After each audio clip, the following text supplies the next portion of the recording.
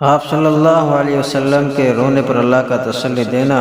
حضور اکرم صلی اللہ علیہ وسلم کے رونے پر صحابہ بھی رونے لگ گئے، سب رو رہے تھے۔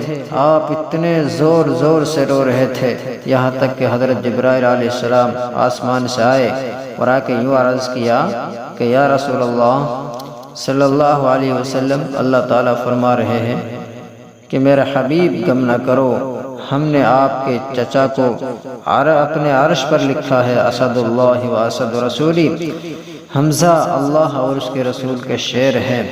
وحشی سے کتنا دکھ اٹھایا ہوگا، 70 دفعہ حمزہ رضی اللہ عنہ پر نماز جنازہ پڑھی، 70 دفعہ حمزہ پر نماز جنازہ پڑھی۔ جب مکہ فتح ہوا تو وحشی کے قتل کا حکم دیا کہ جو وحشی کو پالے قتل کرے، لیکن جب مدینہ منورہ میں آئے تو وحشی پر بھی ترس آیا کہ قتل ہوا تو دوزخ میں چلا جائے گا۔